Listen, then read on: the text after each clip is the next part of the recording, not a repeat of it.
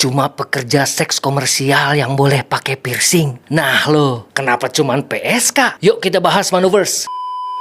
Tapi seperti biasa, follow akun sosial media Manuverse untuk update soal musik, news, dan yang lain-lain. Yo Manuverse, piercing itu sekarang udah menjadi fashion yang menjamur di kalangan muda-mudi di seluruh dunia. Tapi ternyata piercing itu udah ada dari zaman dulu. Piercing itu udah menjadi bagian dari budaya kuno, termasuk Mesoamerika dan juga Romawi kuno. Budaya piercing di masyarakat Mesoamerika, seperti di hidung, di telinga, dan di bibir, sering digunakan oleh suku Aztec dan juga Maya sebagai status sosial, spiritual, dan juga hubungan mereka dengan para dewa. Emas, batu giok, dan obsidian adalah bahan-bahan utama yang digunakan oleh mereka untuk piercing ini. Ritual piercing juga sering dilakukan oleh mereka sebagai persembahan terhadap dewa-dewa. Nah, di masyarakat Romawi kuno, piercing lebih bersifat simbolis dan praktis. Gladiator memakai piercing untuk simbol keberanian, sementara pria menggunakan piercing di bagian puting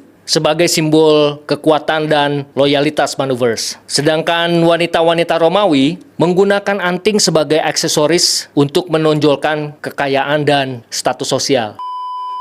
Nah, sekarang gue mau bahas mengenai penanda status dilihat dari letak tindikan tersebut. Di masyarakat Mesoamerika, yaitu Aztec dan Maya, tindik di bagian hidung merupakan kedekatan dengan dewa dan status yang tinggi, terutama bagi para pemimpin dan para pendeta mereka. Sedangkan tindik di bagian bibir digunakan oleh pria bangsawan sebagai simbol kekayaan, kekuasaan, dan keahlian bicara.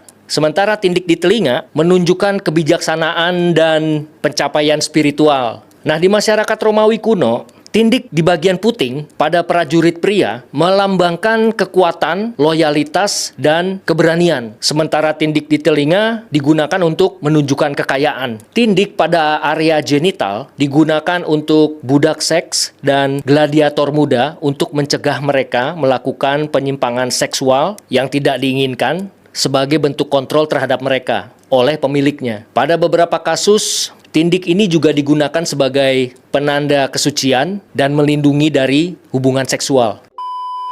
Sekarang kita masuk ke abad pertengahan Manuverse. Tindik diasosiasikan sebagai bentuk perbudakan atau pekerjaan yang dianggap rendah. Pada abad tersebut, hanya perempuan pekerja sekslah atau PSK yang hanya boleh memakai tindik. Dan selanjutnya di abad ke-19, tindik mulai populer dengan menggunakan logam berbentuk bulat di bagian telinga atau di septum hidung. Nah, gaya tindik seperti ini dipopulerkan oleh Paul Ayre karena ia memasang tindik di bagian hidung di tahun 1902 untuk tur dunianya.